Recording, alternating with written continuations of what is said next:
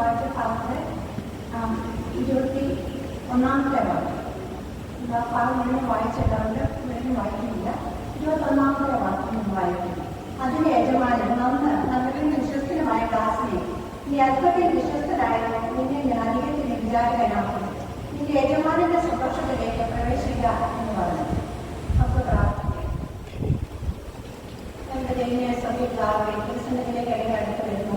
കർത്താവെ, ഞങ്ങൾ കേൾക്കാനുഭവം വളർത്തി കർത്താവെ നിന്നെ സ്ഥിരപ്പാൻ മഹത്വപ്പെടുവാനും നിന്നെ ആരാധിക്കാനും അങ്ങേക്ക് അതിലേറെ അവസരത്തിനായി സ്തോത്രം ചെയ്യുന്ന കർത്താവ്. ദൈവമേഖല കുറ്റം നിൽക്കുന്നതിന്റെ മക്കളെ ഇടവയെ നിന്റെ കരങ്ങളിൽ സമർപ്പിക്കുന്നു. പ്രത്യേകിച്ച് ഞങ്ങളുടെ ഇടവയെ നിന്റെ കരങ്ങളിൽ സമർപ്പിക്കുന്നു. കർത്താവെ, ഞങ്ങൾ ഇടവയായി ഞങ്ങളുടെ ദൈവാലയം കഴിയുന്നതിന്റെ കാര്യങ്ങൾക്ക് വേണ്ടി തീരുമാനിക്കുകയും ആലോചിച്ചൊക്കെ ഇരിക്കുന്ന കർത്താവ് അതിന്റെ നടത്തുന്നതിന് നിന്റെ കൃപയുണ്ടായിരിക്കുകയും മനോഹരമായ നല്ലൊരു പഠനം എത്തിപ്പാൻ തന്നു. അതൊന്ന് തൊഴിൽ ചെയ്യണമെന്ന് പ്രാർത്ഥിക്കുന്നു. ഞങ്ങളുടെ ഇടവയിലെ എല്ലാ കുടുംബങ്ങളെയും കർത്താവെ വ്യക്തികളായി കുടുംബമായി എല്ലാവരെയും അനുഗ്രഹിക്കണമെന്ന് പ്രാർത്ഥിക്കുന്നു. അടുത്ത സമയം അവരുടെ ജീവിതത്തിന് മുമ്പിൽ അങ്ങനെ ഇരിക്കുമ്പോൾ അവരുടെ കർത്താവ് തിരുവചന സത്യങ്ങളെ ഞങ്ങൾക്ക് ഒന്ന് മനസ്സിലാക്കി തരണമെന്ന് പ്രാർത്ഥിക്കുന്നു. അതിന് നാമോടുകൂടി അഭിനയിക്കണമേ. കർത്താവെ, ഞങ്ങളെല്ലാവരെയും നീ അനുഗ്രഹിക്കണമേ. യേശുവിന്റെ നാമത്തിൽ തന്നെ ആമേൻ. ഇന്ന് നിങ്ങളുടെ മുമ്പിൽ പ്രകാരം എഴുന്നേറ്റ് നിൽക്കാൻ തക്കവണ്ണം സർവശക്തനായ ദൈവം എനിക്ക് തന്ന ഇതിലൊരു അവസരത്തെ ഓർമ്മ ഞാൻ ദൈവത്തിന്റെ സ്തുതി സ്തോത്രങ്ങൾ നടത്തുകയും എനിക്ക് ഇവിടെ നിൽക്കുവാനുള്ള യോഗ്യത എന്ന് പറയുന്നത് ഞാൻ എൻ്റെ ജീവിതത്തിൽ ഈ കാലം അത്രയും അനുഭവിച്ച ദൈവകൃപ മാത്രമാണ്. കഴിഞ്ഞ ദിവസം അച്ഛൻ എൻ്റെ ഇടയ മകനെപ്പറ്റി പറഞ്ഞല്ലോ. അവൻ്റെ ജനനത്തിൻ്റെ ജനിച്ചതിന് ശേഷമാണ് വലിയ പ്രതിസന്ധികളിലൂടെയൊക്കെയാണ് വൈദ്യുതി കടന്നുപോയി. അതുപോലെ തന്നെ ഞങ്ങളുടെ മൂത്ത മകൻ ജനിക്കുന്നതിന് മുമ്പായിരുന്നു. അതിന് ഒരുപാട് പ്രതിസന്ധികളിൽ കൂടെയാണ് കടന്നുപോയത്. എന്നാൽ ദൈവതന്ത്രം അതിശയമായിട്ട് അവനെ ഇത്രത്തോളം നടത്തി അത് പരിപാലിച്ചു. രോഗത്തിന് പ്രയാസങ്ങളൊക്കെ പിന്നീട് അവരെ തമ്പരാൻ കാത്തു സൂക്ഷിക്കുന്നു. ഇന്ന് കുടുംബസ്ഥരായി രണ്ടുപേരും ജീവിക്കുന്നു. ഞാൻ ഈ മക്കളെ ഓർത്ത് ദൈവത്തിന്റെ സ്തോത്രം പറയാത്ത ഒരു ദിവസം പോലും ജീവിതത്തിലില്ല. കാരണം ഞാൻ അതുപോലെ ഒരു ദൈവകൃപ അനുഭവിച്ച വ്യക്തിയാണ്. അതുപോലെ അച്ഛൻ്റെ കാര്യം പറയുമ്പോൾ അച്ഛൻ 33-ാമത്തെ വയസ്സിൽ കഴിഞ്ഞിരിക്കുകയാണ്. എനിക്ക് 43-ാമത്തെ വയസ്സിൽ കഴിഞ്ഞിരിക്കുകയാണ്. പിന്നെ ഞങ്ങളുടെ ശുശ്രൂഷാരംഗങ്ങളിൽ ഒരുപാട് എല്ലാം പുതിയ സ്ഥാനങ്ങളിലാണ് ഞങ്ങൾ പ്രവർത്തിച്ചത്. എന്നാൽ അതിൻ്റെതായ ഒരുപാട് പ്രതിസന്ധികളും വെല്ലുവിളികളും ഒക്കെ ഞങ്ങൾ നേരിട്ടിട്ടുണ്ട്. എന്നാൽ അതിൻ്റെയൊക്കെ മധ്യത്തിൽ ഞങ്ങളുടെ കഴിവിനപ്പുറം തമ്പുരാൻ ഞങ്ങളെ സഹായിച്ചു എന്ന് മാത്രമേ എനിക്ക് പറയാനായിട്ടുള്ളൂ. ഞങ്ങളുടെ കഴിവോ ഒന്നും ഞങ്ങൾക്കൊന്നും അവകാശപ്പെടാനായിട്ടില്ല. ദൈവം ഓരോ സമയത്തും ദൈവകൃപ തന്ന് ഞങ്ങളെ തമ്പുരാൻ നടത്തിയിട്ടുണ്ട്. അതാണ് എൻ്റെ ജീവിതത്തിൻ്റെ ഏറ്റവും വലിയൊരു അനുഭവം എന്ന് പറയുന്നത്. എൻ്റെ ധൈര്യവും എൻ്റെ ശക്തിയും ഒക്കെ അതാണ്. ദൈവത്തിൻ്റെ ഈ അനുഭവമാണ്. അതാണ് എന്നെ മുന്നോട്ട് ആയിട്ട് നടത്തുന്നത്. ഇത് അതുകൊണ്ട് ഇന്ന് നിങ്ങളുടെ മുമ്പിൽ ഒരു സാക്ഷിയായിട്ട് എഴുന്നേറ്റ് നിൽക്കാൻ തക്കവണ്ണം എനിക്ക് തന്ന ഈ നിയോഗത്തെ ഓർത്തുകൊണ്ട് ആ ദൈവം തന്നതായിട്ടുള്ള നിയോഗമായിട്ട് എന്നെ കാണുന്നത്. അതുകൊണ്ട് ഭദ്രാനോട് സ്തുതി സ്തോത്രം വർദ്ധിക്കുന്നു. അതോടൊപ്പം തന്നെ അച്ഛനോടും ഇടവേലെ എല്ലാവരോടുമുള്ള സന്തോഷം ഈ സമയത്ത് ഞാൻ അറിയിക്കുന്നു. ഇന്ന് നമ്മൾ വായിച്ച് കേട്ടടക്കം ഭാഗം നമുക്കറിയാം താരങ്ങളുടെ ഉപമയെക്കുറിച്ച് സംബന്ധിക്കണം. ആദ്യ ഭാഗം വായിച്ചു കേട്ടത് താരങ്ങളുടെ ഉപമ നമ്മൾ സന്ദർശന ക്ലാസ്സിൽ ചെറിയ ക്ലാസ് മുതൽ നമ്മൾ പഠിക്കുന്നതായിട്ടുള്ള ഭാഗമാണ്. കുറച്ച് കുഞ്ഞുങ്ങളോട് ചോദിച്ചാൽ ഇവർ പറയും താരങ്ങളുടെ ഉപമ എന്താണെന്ന് വ്യക്തമായി പറയും. അത് എപ്പോഴാണ് കർത്താവ് ഈ ഉപമകളൊക്കെ പറയുന്നത്? നമുക്ക് ഈ ഭാഗങ്ങൾ വായിക്കുമ്പോൾ മുഖ വായിച്ചത് ഉപമകളെ കുറിച്ചാണ്. കർത്താവ് ഓരോ ഉപമകൾ നമ്മുടെ ജീവിതത്തിന്റെ സാഹചര്യത്തിൽ നമുക്ക് മനസ്സിലാക്കാവുന്ന രീതിയിൽ നമ്മളോട് പറഞ്ഞു തന്നു. ഇവിടെ 20-ാം അധ്യായത്തിന്റെ 1-2 വാക്യങ്ങൾ നാം വായിക്കുമ്പോൾ നമുക്ക് മനസ്സിലാക്കാൻ സാധിക്കുന്നത് ഈ വചനങ്ങളൊക്കെ അറിഞ്ഞു തീർന്ന ശേഷം യേശു ശിഷ്യന്മാരോട് 2 ദിവസം കഴിഞ്ഞിട്ട് പെസഹ ആകുന്നു എന്ന് നിങ്ങൾ അറിയുന്നതല്ല, അന്ന് മനുഷ്യനെ ക്രൂശിപ്പാൻ ഏൽപ്പിക്കുമെന്ന് പറഞ്ഞു. അപ്പോൾ പെസഹായ്ക്ക് 2 ദിവസം മുമ്പ് അല്ലെങ്കിൽ മണിക്കൂറുകൾക്ക് മുമ്പെയാണ് കർത്താവ് കർത്താവ് ശിഷ്യന്മാരെയും കൂടി വന്ന ജനത്തെയും ഈ ദൈവരാജ്യത്തിന്റെ മർമ്മപ്രധാനമായ കാര്യങ്ങളെക്കുറിച്ച് പറഞ്ഞു. ദൈവരാജ്യം എന്താണെന്നും ദൈവരാജ്യം നമ്മൾ എങ്ങനെയാണ് അതിൽ പ്രവേശിക്കേണ്ടതെന്നും നമ്മളത് മനസ്സിലാക്കേണ്ട കാര്യങ്ങൾ, അതിന്റെ പ്രാധാന്യം എന്താണെന്നും കർത്താവ് വിടാനുഭവത്തിന് ശേഷം ക്രൂശുമരണവും ഉയർപ്പും കഴിഞ്ഞതിന് ശേഷം കർത്താവ് രണ്ടാമത് വരുന്ന ഒരു സമയമുണ്ട്. ആ വരവിനായിട്ട് നമ്മൾ ഓരോരുത്തരും നോക്കി പാർത്തിരിക്കേണ്ടതിന്റെ ആവശ്യകതയെക്കുറിച്ചാണ് നമ്മളെ കർത്താവ് ഈ ഭാഗത്തിലൂടെ നമ്മെ പഠിപ്പിക്കുന്നത്. നമ്മുടെ ജീവിതത്തിൽ നമുക്കൊക്കെ ഒരുപാട് കഴിവുകൾ ദൈവത്തിനായി തന്നിട്ടുണ്ട്, ഒരുപാട് സാധ്യതകൾ തന്നിട്ടുണ്ട്. ഓരോരുത്തരും നമ്മുടെ ജീവിതത്തിലേക്ക് തിരിഞ്ഞു നോക്കിയാൽ നമുക്കറിയാം എന്തെല്ലാം കഴിവുകളാണ് നമുക്കൊക്കെ തന്നിരിക്കുന്നത്. അപ്പം ആ കഴിവുകളെയൊക്കെ പരിപോഷിപ്പിക്കാൻ തക്കോളം നമുക്ക് ഓരോരുത്തർക്കും സാധിക്കും. ഇന്നത്തെ നമ്മുടെ ഈ കാലത്തിന്റെ ഉപമ അതോട് ബന്ധിപ്പിച്ചുള്ളതാണല്ലോ. അപ്പോൾ ഞാൻ അതിനു മുമ്പ് തന്നെ ദൈവരാജ്യത്തെ പറ്റുന്നത്, ദൈവരാജ്യത്തെ പറ്റിയാണ് കർത്താവ് ഭാഗത്ത് പറഞ്ഞിരിക്കുന്നത്. നമ്മുടെ ലൂക്കോസിന്റെ സുവിശേഷം 17-ാം അധ്യായത്തിന്റെ 21-ാം വാക്യം നമ്മൾ വായിക്കുമ്പോൾ അവിടെ പറഞ്ഞിരിക്കുന്നു, ദൈവരാജ്യം നിങ്ങളുടെ ഇടയിൽ തന്നെ ഉണ്ടല്ലോ. നമ്മുടെ ഇടയിൽ തന്നെയാണ് ദൈവരാജ്യം. നമ്മൾ മറ്റൊന്നും അന്വേഷിച്ച് പോകേണ്ട ആവശ്യമില്ല. നമ്മുടെ ഇടയിൽ തന്നെ, നമ്മുടെ ഇടയിൽ ദൈവരാജ്യമുണ്ട്. റോമാലേഖനം 14-ാം അധ്യായത്തിന്റെ 17-ാം വാക്യത്തിൽ പറയുന്നു, ദൈവരാജ്യം ഭക്ഷണവും പാനീയവുമല്ല, പിന്നെ നീതി, സമാധാനവും പരിശുദ്ധാത്മാവിൽ സന്തോഷവുമാണ്. നമുക്കറിയാം നീതി എന്ന് പറയുമ്പോൾ ദൈവികമായ നീതിയെ പറ്റി നമ്മൾ പറയുന്നത്. ദൈവികമായ നീതി ഉള്ളിടത്ത് ദൈവരാജ്യമുണ്ട്. അതുപോലെ തന്നെ ദൈവികമായിട്ടുള്ള സമാധാനമുള്ളിടത്ത് ദൈവരാജ്യമുണ്ട്. അതുപോലെ പരിശുദ്ധാത്മാവിനുള്ള സന്തോഷം അനുഭവിക്കുന്നിടത്ത് ദൈവരാജ്യമുണ്ട്. ദൈവരാജ്യത്തിന്റെ പ്രത്യേകത എന്തൊക്കെയാണ് അവിടെ ഉള്ളത് എന്നുള്ളത് നമുക്ക് മനസ്സിലാക്കാം.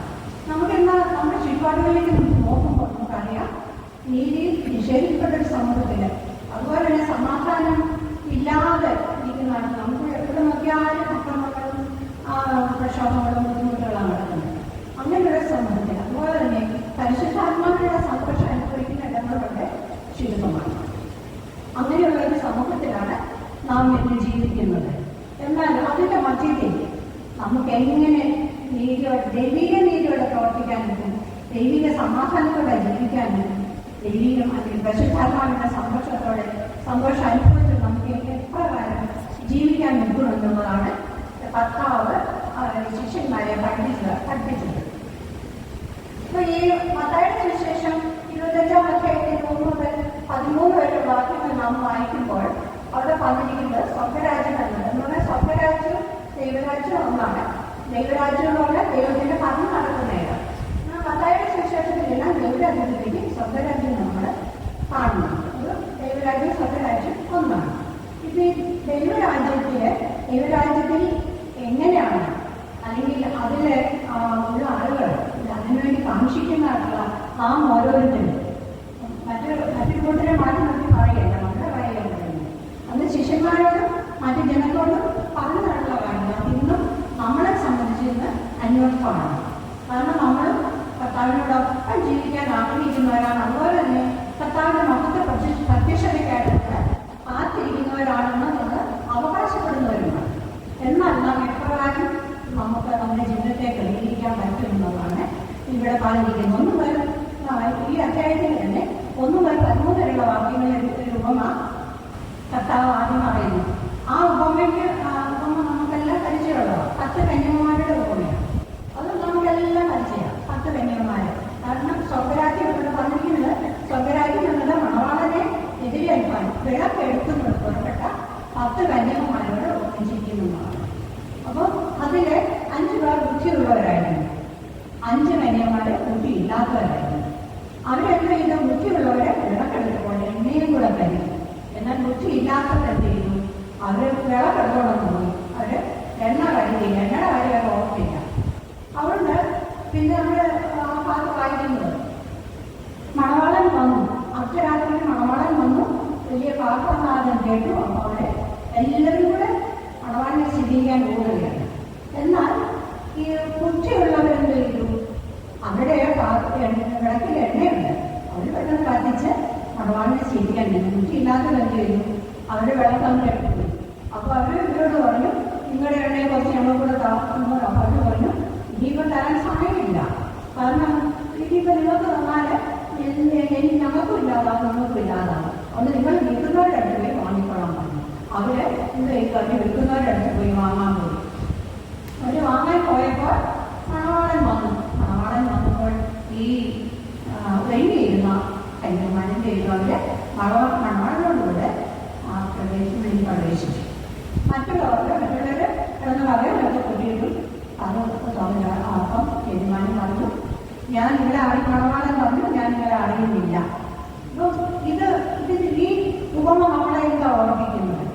നമ്മൾ എപ്പോഴും നമുക്കറിയാം കർത്താവിനെ മഹത്വപ്പെടുത്തി ഉണ്ട്, കർത്താവിന് രണ്ടാം വരവുണ്ട്. അപ്പോൾ ആ വരവിനായിട്ട് വരികയില്ലെന്ന് കർത്താവിൻ്റെ മരണത്തിന് മുമ്പ് മണിക്കൂറുകൾക്ക് മുമ്പ് നമ്മളെ ഓർപ്പിച്ചതാണ്. അന്ന് ശിഷ്യന്മാർ പറഞ്ഞെങ്കിൽ അത് നമ്മളോട് ഓർപ്പിച്ചിരിക്കുന്നത്, ഇത് വായിക്കുകയും ധ്യാനിക്കുകയും ചെയ്യുന്നത് നമ്മളോടാണ് പറഞ്ഞത്. അപ്പം നമ്മൾ കേട്ടിട്ട് നമ്മൾ ഗ്രഹിക്കാതെ ഇരിക്കുന്നതിന് എന്തോ ഒരു കഷ്ടമാണ്. അത് നമ്മളെ സംബന്ധിച്ച് നമ്മൾ ഇത് ഓർക്കണം, എപ്പോഴും ഓർമ്മയുള്ളവരായി നമ്മൾ എപ്പോഴും അതിന് പ്രതികരണ ശേഷിയുള്ളവരായി നാം ഓരോരുത്തരും ജീവിക്കണം. അതുകൊണ്ട് നമ്മൾക്ക് കിട്ടുന്നായിട്ടുള്ള അവസരങ്ങൾ നാം വിവേകത്തോടെയും ഒരുക്കത്തോടും അതുപോലെ തന്നെ ജാഗ്രതയോടും കൂടെ നാം ഓരോരുത്തരും ജീവിക്കണം. ജാഗ്രത എന്ന് പറയുന്നത് പ്രത്യേക ഒരു കേളിങ്, ജാഗ്രത എപ്പോഴും വളരെ അലർട്ടായിട്ടിരിക്കുന്ന ഒരവസ്ഥയാണ്. അതുകൊണ്ട് നമ്മെ ആ ആദ്യത്തെ ഭാഗം ഓർമ്മിപ്പിക്കുന്നതാണ് ജാഗ്രതയോടുകൂടി നാം ജീവിക്കണമെന്നതാണ്. പിന്നെ രണ്ടാമത് താലന്തുകളുടെ ഉപമ പറഞ്ഞത്. അവിടെ പറഞ്ഞ കാര്യങ്ങളെല്ലാം നമ്മളിപ്പോൾ കേട്ട കാര്യങ്ങളാണ്. ഒരു മനുഷ്യൻ അന്യദേശത്ത് പോകുമ്പോൾ ഇന്ത്യയിലെ തൻ്റെ സമ്പത്ത് മുഴുവനും 3 പേരെ ഏൽപ്പിച്ചു. ഒരാൾക്ക് 5 കാലത്ത്, മറ്റൊരാൾക്ക് 2 കാലത്ത്, മൂന്നാമതൊരാൾക്ക് 1 കാലത്ത്. അവിടെ പ്രാപ്തി പോലെ അവർക്ക് ഈ കാലങ്ങളെ കുറിച്ച് നമ്മൾ വായിക്കുന്നു. 5 കാലം കിട്ടിയ ആളെന്ത് ചെയ്തു? 5 കൂടി നേടി. 2 കാലം കിട്ടിയ ആൾ 2 കൂടി നേടി. അവർ വളരെ ജാഗ്രതയിൽ ഇരുന്നവർ ആളുകളായിരുന്നു. അതുകൊണ്ട് പിന്നെ 1 കാലം കിട്ടിയ ആൾ നമ്മളിപ്പോൾ വായിച്ചു കേട്ടതാണ്. എന്തായിരുന്നു? അദ്ദേഹം ഒന്നും ചെയ്തില്ല, പേടിച്ച്. അദ്ദേഹം പറഞ്ഞു, യജമാനൻ ഒരു കഠിന മനുഷ്യനാണ്, അതുകൊണ്ട് അദ്ദേഹം വിതയ്ക്കാത്തടത്ത് നിന്ന് കൊയ്യുകയും വിതറാത്തടത്ത് നിന്ന് ശേഖരിക്കുകയും ചെയ്യുന്ന കഠിന മനുഷ്യനുണ്ട്. അദ്ദേഹത്തിന് ആ സ്ഥലത്ത് വ്യാപാരം ചെയ്യാൻ വലിയ പേടിയായിരുന്നു. അതുകൊണ്ട് ഒരു വലിയ കുഴി ഒഴിക്കാതെ വെച്ചിട്ട് എനിക്കൊന്ന് അതിന് അദ്ദേഹം അവിടെ കാവലിരുന്നെന്ന് എനിക്ക് തോന്നുന്നു. അതുപോലൊരു അവസ്ഥയിൽ നിഷ്ക്രിയനായിട്ട്, മടിയനായിട്ട്, അലസനായിട്ട് 1 കാലം കിട്ടിയ ആളിരിക്കുക ചെയ്തത്. കുറെ കാലം കഴിഞ്ഞപ്പോൾ യജമാനൻ വന്നു. അപ്പോൾ എന്താ പറയുന്നു? 5 കാലത്ത് ലഭിച്ച് അടുത്ത് 5 കൂടെ നേടി എന്ന് പറഞ്ഞു. അപ്പോൾ യജമാനൻ പറഞ്ഞു, എന്താ പറഞ്ഞേ? നല്ലവനും വിശ്വസ്തനുമായ ദാസനെ, നീ അല്പത്തിൽ വിശ്വസ്തനായിരുന്നെ ഞാൻ നിന്നെ അധികത്തിന് വിചാരകനാകും. യജമാനന്റെ സന്തോഷത്തിലേക്ക് പ്രവേശിക്കുന്നത്. ഈ യജമാനന്റെ സന്തോഷം എന്ന് പറയുന്നത് എന്താണ്?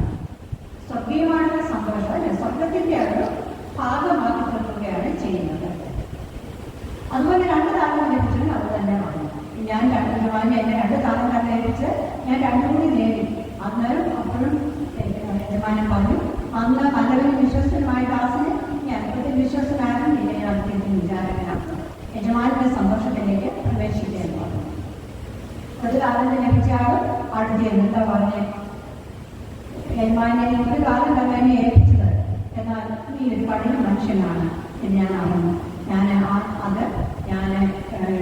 കുഴി കുഴിക്കകത്ത് ഇട്ട് ഞാൻ അവിടെ കാത്തിരുന്നു. നീ വരുമ്പോൾ ഈ 1 കാലം നിന്റെ കയ്യിൽ അങ്ങ് ഏൽപ്പിക്കാൻ ഞാൻ എപ്പോഴും ഒരു ഭഗവാനാണ് ഞാൻ ഇനി ഇരിക്കുമായിരുന്നു. നമ്മുടെ സമൂഹത്തിൽ നമുക്ക് അങ്ങനെയുള്ള ഒരുപാട് ആളുകൾ നമുക്ക് കാണാൻ കഴിയും. ഇന്ന് ചെയ്യുന്നില്ല, നിഷ്ക്രിയരായി മടിയോടെ അലസതയോടെ ഇരിക്കുന്ന കാണുന്നു എന്ന് പറയുന്നത് ഓടി നടന്ന് അവർക്ക് കിട്ടിയ താലന്തിന് വ്യാപാരം ചെയ്യുന്ന ആളുകൾ നമ്മുടെ സമൂഹത്തിലുണ്ട്. അപ്പോൾ നമുക്കിവിടെ മനസ്സിലാക്കാൻ സാധിക്കുന്നു. അപ്പോൾ ഈ 1 കാലത്ത് കിട്ടിയ ആളുകളുടെ കഥാപാത്രത്തിന് വാക്കുണ്ട്. എന്താണെന്നു? ഈ ദാസിനെ ഏറ്റവും പുറത്തുള്ള ഇരുട്ടിലേക്ക് തള്ളിയിടുകയും അവരുടെ കരച്ചിലും കല്ലുകളിയും ഉണ്ടാകും. അങ്ങനെ നിത്യ നരകത്തിലേക്ക് അവനെ തള്ളിയിടും. അങ്ങനെയുള്ള ഒരു അനുഭവമാണ് ഈ 1 കാലത്ത്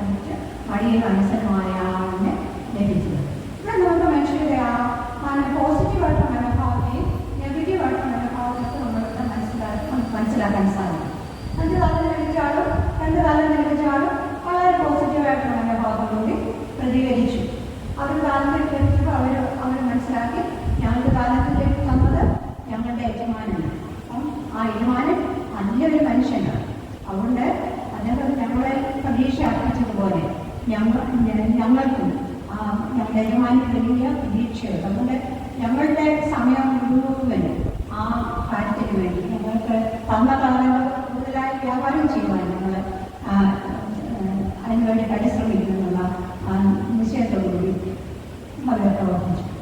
അപ്പോൾ ഇവിടെ നമുക്ക് ഒന്നാമതായി ഭാഗത്തുനിന്ന് മനസ്സിലാക്കാൻ സാധിക്കുന്നത് 5 താലന്ത് ലഭിച്ച ആളും 2 താലന്ത് ലഭിച്ച ആളും നല്ല തിരിച്ചറിവോടെ വിവേകത്തോടെ തങ്ങളുടെ താലന്തുകളെ ഉപയോഗിച്ചുകൊണ്ടാണ്. തിരിച്ചറിവെന്ന് പറയുന്നത് നമുക്കറിയാം എന്താണെന്നുള്ളത്. പറഞ്ഞാൽ തിരിച്ചു മറിച്ച് എളുപ്പത്തിൽ പറഞ്ഞാലല്ല, തിരിച്ചു മറിച്ച് അത് ചിന്തിച്ച് ദൈവത്തിന് പ്രകാരം തീരുമാനമെടുത്ത് മുന്നോട്ട് പോകുന്ന ഒരു കാര്യമാണ് തിരിച്ചറിവ്. അത് ദൈവത്തിൻ്റെ ഒരു ദാനമാണ് തിരിച്ചറിവെന്ന് പറയുന്നത്. അതുപോലെ തന്നെയാണ് വിവേകവും ദൈവത്തിൻ്റെ ഒരു ദാനമാണ്. നമുക്ക് നേടിയെടുത്ത ദാനത്തിൻ്റെ ആ രീതിയിൽ നമുക്ക് സാധിക്കത്തില്ല. ദൈവത്തിൻ്റെ ദാനം, ആ ദൈവത്തിൻ്റെ ദാനം ഇവർക്ക് ലഭിച്ചുകൊണ്ടവർക്ക് അത് ആ രീതിയിൽ പ്രതികരിക്കുന്നതിന് നമുക്ക് സാധിച്ചു. രണ്ടാമതായി നമുക്ക് മനസ്സിലാക്കാൻ സാധിക്കും അവരുടെ ആത്മാർത്ഥത. അവർ വളരെ ആത്മാർത്ഥതയോടും ഉത്തരവാദിത്വം ബോധത്തോടുകൂടി അവരുടെ താലന്തിനെ കൈകാര്യം ചെയ്തു. ഒന്നാമതായി നമുക്ക് മനസ്സിലാക്കാൻ സാധിക്കും അവർ മനസ്സിലാക്കിയതുപോലെ യജമാനൻ ഒരിക്കൽ മടങ്ങി വരും. അന്ന് കണക്ക് ചോദിക്കും. അതേപറ്റി അവർക്ക് നല്ല ബോധ്യമുണ്ടായിരുന്നു. കണക്ക് ചോദിക്കുമ്പോൾ നല്ലത് കിടക്കണം. ഇപ്പം ഇവിടെ നമ്മുടെ ഒരുപാടുമായിട്ട് വായിച്ചതായിരുന്നല്ലോ. എല്ലാവരുടെയും അന്ന് നല്ലവനും വിശ്വസ്തനുമായ ദാസനെ നീ അല്പത്തിൽ വിശ്വസ്തനായ തന്നെ അധികത്തിൽ വിചാരകനാക്കുമെന്ന് യജമാനൻ പറഞ്ഞു. ഈ യജമാനായ കർത്താവ് നമ്മുടെ വിവിധമായിട്ടുള്ള താലന്തുകൾ ഏൽപ്പിച്ചിരിക്കുന്നു. നമ്മുടെ പ്രാപ്തിക്കനുസരിച്ച് നമുക്ക് താലന്തുകളെ തന്നിട്ടുണ്ട്. ആ ഒരു ബോധം നമുക്ക് എപ്പോഴും ഉണ്ടായിരിക്കണം. എന്താണ് നമ്മളെപ്പോഴും ഓർക്കേണ്ട കാര്യം? നമ്മുടെ താലന്തുകൾ ഏൽപ്പിച്ചു തരണം നമ്മുടെ യജമാനായ കർത്താവ് ഒരിക്കൽ മടങ്ങി വരും. അവൻ്റെ മഹത്വ പ്രത്യക്ഷതയിൽ നമ്മളെ അങ്ങനെ ഓരോരുത്തരെയും നല്ലവനും വിശ്വസ്തനുമായ ദാസനെ നിന്നെയാണ് അല്പത്തിൽ വിശ്വസ്തനായ നിന്നെയാണ് അധികത്തിൽ വിചാരനാക്കുന്നതിനുള്ള ആ വലിയ ഒരു ശബ്ദം കേൾക്കുവാനായിട്ട് നമുക്ക് ഓരോരുത്തർക്കും ഇടയാകണം.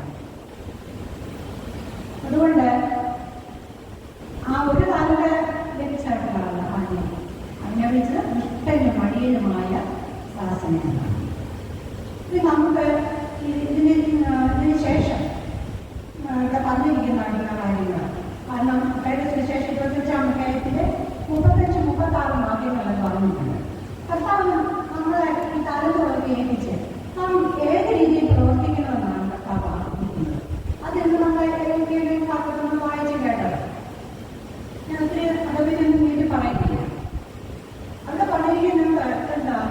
എനിക്ക് വിശന്നു, നിങ്ങൾ ഭക്ഷിക്കാൻ തന്നു, ദാഹിച്ചു നിങ്ങൾ കുടിപ്പാൻ തന്നു, ഞാൻ അതിഥിയായിരുന്നു നിങ്ങൾ എന്നെ ചേർപ്പെട്ടു, നഗ്നനായിരുന്നു നിങ്ങൾ എന്നെ ഉടുപ്പിച്ചു, രോഗിയായിരുന്നു നിങ്ങൾ എന്നെ കാണുവാൻ തന്നു, തടവിലായിരുന്നു നിങ്ങൾ എന്നെ അടുക്കൽ വന്നു. എൻ്റെ ഏറ്റവും ചെറിയ ഈ സഹോദരന്മാരിൽ ഒരുത്തരം നിങ്ങൾ ചെയ്തിടത്തോളമല്ല എനിക്ക് ചെയ്യുമെന്ന് കർത്താവ് പറയുന്നു. നമുക്കറിയാം, വിശക്കുന്നവരും ദാഹിച്ചിരിക്കുന്നവരും അതുപോലെ രോഗികളും തടവിലായിരിക്കുന്നവരൊക്കെ നമ്മുടെ ചുറ്റുപാടുമുണ്ട്.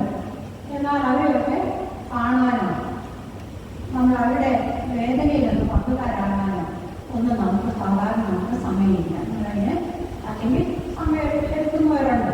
നമ്മൾ ആ രീതിയിൽ പ്രതികരിക്കുന്ന ആളുകൾ നമ്മുടെ കൂട്ടത്തിലുണ്ട്. എന്നാൽ കർത്താവ് ആഗ്രഹിക്കുന്ന ഇതാണ്, നമ്മൾ അങ്ങനെയുള്ളവരെ നമ്മൾ അവരോട് പ്രതികരിക്കണം. അവരുടെ വിഷമത്തിൽ അവരെ ചെന്ന് കാണണം. നമ്മുടെ ജീവിതത്തിൻ്റെ ഒരു ഭാഗമാക്കാൻ നമുക്ക് അവരെ കൂടെ നമ്മുടെ ജീവിതത്തിൻ്റെ ഒരു ഭാഗമാക്കാൻ നമുക്ക് സാധിക്കണം. അങ്ങനെ കർത്താവ് പറഞ്ഞു, എൻ്റെ ഏറ്റവും ചെറിയ സഹോദരന്മാരെ നിങ്ങൾ ചെയ്തിടത്തോളം എനിക്ക് ആവശ്യം. അതെല്ലാം അങ്ങനെ നമ്മൾ ചെയ്യുന്നതെല്ലാം നമ്മൾ കർത്താവിനെ ചെയ്യുന്നതാണ്. അവിടെ നമ്മുടെ സമൂഹത്തിൽ ഈ ഒറ്റപ്പെട്ടു പോയവരും നമ്മളെപ്പോഴും പറയുന്ന ഒരു കാര്യമാണ്, പാർശ്വവൽക്കരിക്കപ്പെട്ടവരാണ് പറയുന്നത്. നമ്മുടെ സമൂഹത്തിൽ നമ്മളോടൊപ്പം ഉണ്ട്. അങ്ങനെയുള്ളവരെ കാണുവാനും അറിയുവാനും അവരുടെ വിഷമങ്ങൾ ഷെയർ ചെയ്യാനൊക്കെ നമുക്ക് സാധിക്കണം. ഇത് കർത്താവിന് മനുഷ്യരെ പറ്റിയുള്ള വലിയ ഭാരമാണ്. അതാണ് കർത്താവ് ആ സമയത്ത് അതെല്ലാം മാറുന്നത്. നിങ്ങൾ ഇതൊക്കെ ചെയ്യണമെന്നാണ്. നമുക്കറിയാം, ദൈവം തമ്പുരാൻ യോനായോട് പറഞ്ഞതിൻ്റെ കാര്യങ്ങൾ നമുക്ക് ഈ സമയത്തിനോട് ചേർത്ത് പറയാം. കാരണം ദൈവത്തിൽ മനുഷ്യരെ പറ്റിയുള്ള ആ വേദന, ആ ഭാരം നമുക്ക് യോനായുടെ പുസ്തകത്തിൽ നമുക്ക്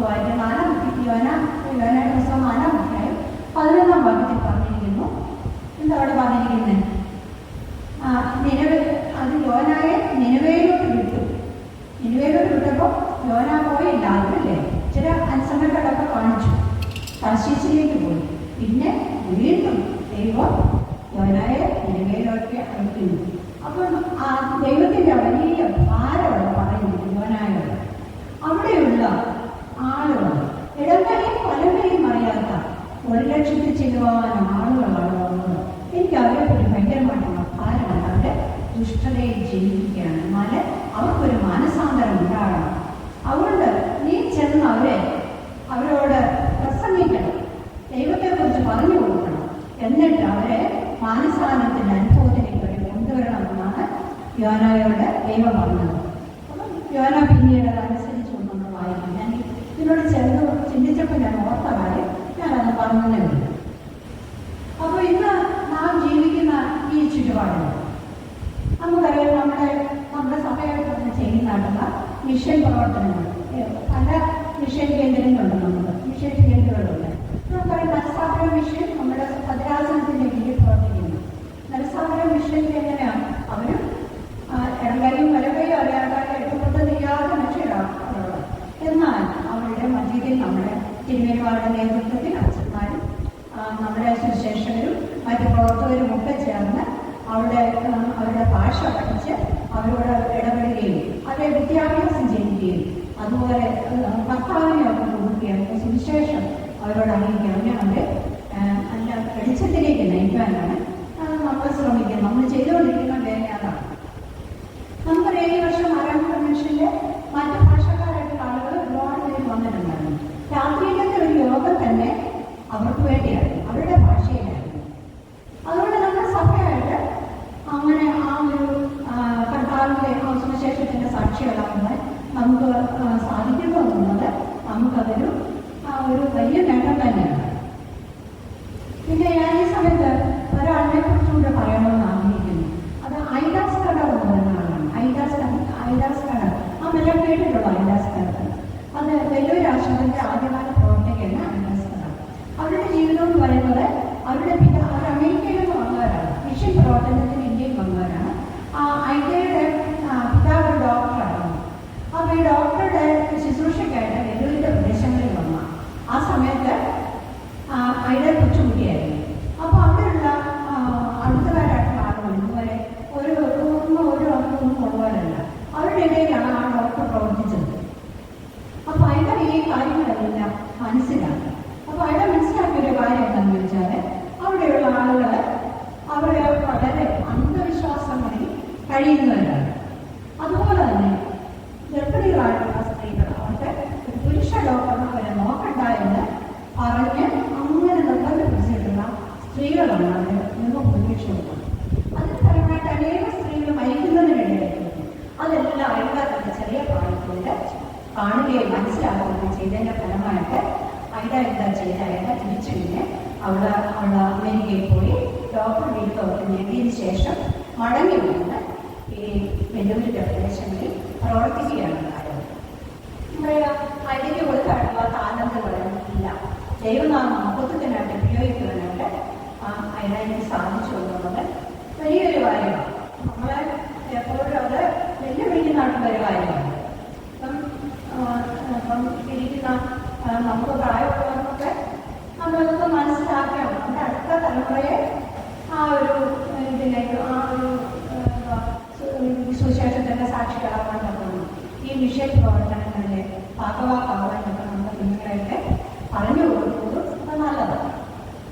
ഇനി അതോടൊപ്പം തന്നെ എനിക്ക് പറയാൻ പറ്റുന്ന കാര്യം ഇപ്പം നമുക്ക് ഇപ്പം എല്ലാവർക്കും മിഷൻ വീടുകളിൽ പോയി ചെയ്യാനോ നമുക്ക് മിഷൻ പ്രവർത്തനം ചെയ്യാനോ സാധിച്ചൊന്നും വരില്ല.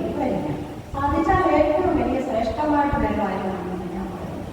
എന്നാൽ നമുക്ക് നമ്മുടെ ഭവനത്തിൽ നമുക്കിത് ഈ മിഷൻ പ്രവർത്തനം തുടങ്ങണം. ഇത് നമുക്കെല്ലാം സാധിക്കുന്നതാണ്. കാരണം നമ്മുടെ വീടുകളിലൊക്കെ പ്രായമായ മാതാപിതാക്കളുണ്ട്.